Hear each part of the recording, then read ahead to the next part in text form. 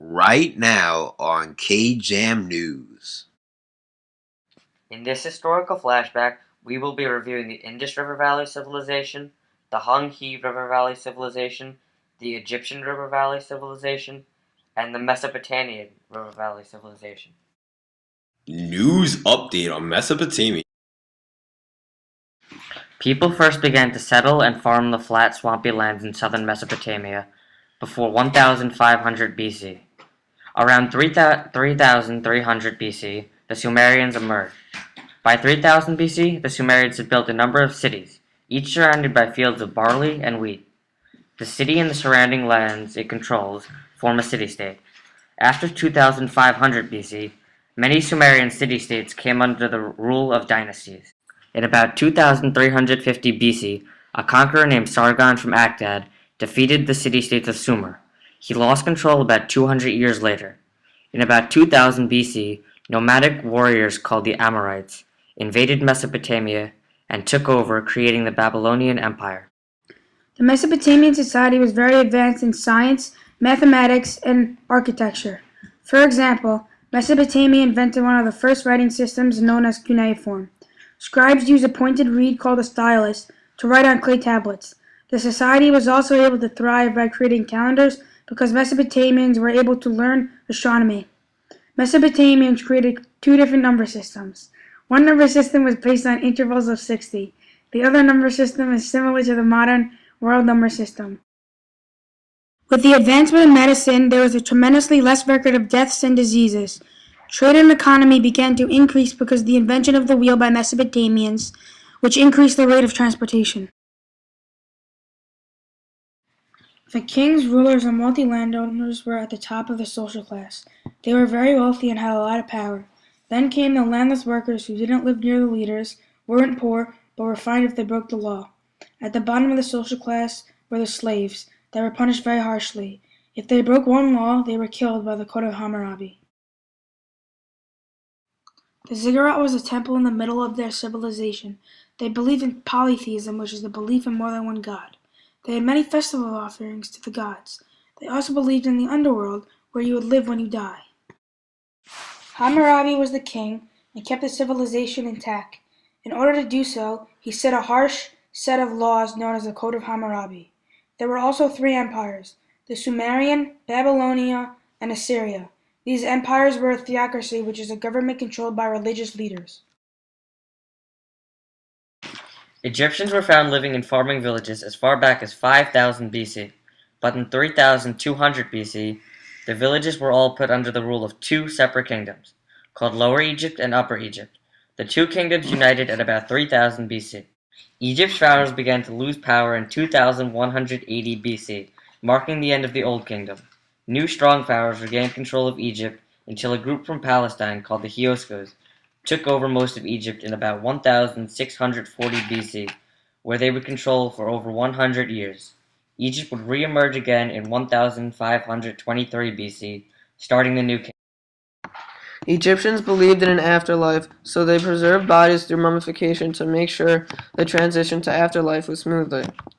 Not everyone could afford to get their bodies mummified after they died. While the rich were able to get trained mummy makers to mummify the dead, the poor had to lay the dead body out in the sun, so the dead body would mummify naturally. The mummies were placed in tombs with items that they could use in the afterlife, like clothing, food, and jewelry. Many Egyptians also purchased scrolls that contained hymns, prayers, and magic spells that were intended to help guide the soul to the afterlife. Egyptians created a writing system called hieroglyphics. Hieroglyphics evolved from simple pictographs into a more flexible writing system. Trained scribes used hieroglyphics to keep records and write official documents. Ancient Egyptians invented a writing surface called papyrus. Egyptians created a calendar. It was similar to the modern calendar because it consisted of 365 days divided into 12 months with 30 days in each month.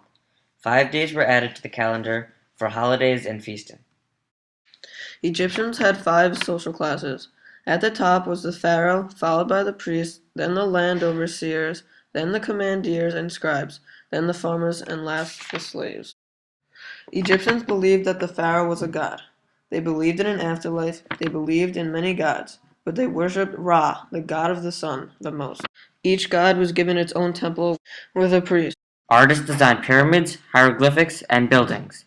Also, they built tombs to put mummies in after they died. Artisans also built sphinx, which displayed the strength of a man to a lion. Fossil remains show that ancestors of modern humans lived in southwest China about 1.7 million years ago. People settled in the river as far back as 500,000 years ago. In about 2000 BC, China's first cities were built. At about the time that civilizations in Mesopotamia, Egypt, and the Indus Valley fell to outside invaders, the Shang rose to power in China, starting the Shang dynasty. The Shang dynasty lasted from about 1700 BC until 1027 BC. Then the Zhou dynasty started. In 771 BC, China was attacked by nomads from the north and west. Several members of the Zhou family escaped and set up a new capital. The Zhou kings became almost powerless. Lords who were given territory to control and watch over were going to war with other lords, creating a period of warring states in China, where the country fell into a civil war as lords fought for land and power. There were three very important dynasties that ruled China: the Shang dynasty, Qin dynasty, and the Zhou dynasty. The Shang dynasty was the first dynasty that had an aristocrat society. An aristocrat society includes a king ruler who rules over the military nobility, and territorial rulers were appointed by the king in return for further support and military companions. The Zhou dynasty was based on agriculture production. The landlords were divided among peasants for them to grow the crops for the lords. The Qin dynasty redefined China and reformed its administration, economy, and its military due to its new emperor. After the emperor died, China went into a rage and rebellion against the Qin dynasty. The top to the bottom of the social pyramid first came the emperor, civil students, peasants, craftsmen, shopkeepers, and merchants. China's intellectual achievements included their own written language. They dug large canals in order to fit huge boats and made bronze tools that were very valuable. Every dynasty in China went through the dynastic cycle. The first step of the dynastic cycle was a new dynasty gains power and restores peace and order, and they claim to have the mandate of heaven. The strong dynasty establishes peace and prosperity. In time, the dynasty declines and becomes corrupt. Taxes become raised, and their power grows weaker. Disasters such as floods, famines, peasant revolts, and invasions from other countries occur. The old dynasty is seen as having lost the mandate of heaven, and a rebellion is justified. The dynasty is overthrown through rebellion and bloodshed. A new dynasty emerges. The Indus developed a new written language but was impossible to decipher. The Harappan language was found on stamps and seals made of carved stone used for trading, pottery, and tools. About 400 symbols made up the language.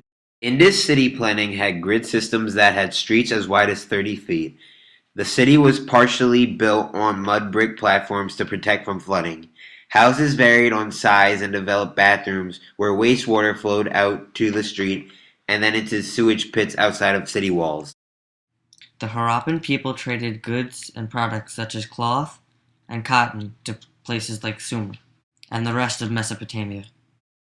The Indus economy depended tremendously on agriculture and trade. They mainly grew wheat and barley, but they also grew some rye, peas, cotton, and rice. Also, they domesticated animals and used them as food.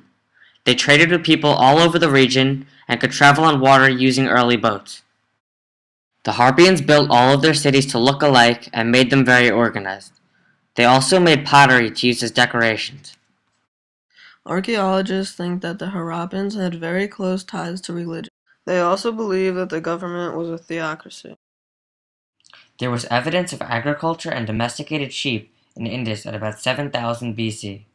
In about 3200 BC, people were farming in villages along the Indus River. The first cities were being built in Indus by 2500 BC. In around 1750 BC, the quality of building declined in the Indus Valley, and the cities fell into decay. People think that a shift in the tectonic plates caused natural disasters, forcing the people there to leave. Two cities in Indus Valley civilization were Harappa and Mohenjo-daro. These cities were able to trade pottery, seals, ornaments, and many other goods. The climate were very hot and dry summers and a monsoon season. Well, that's all today, folks, on KJAM News.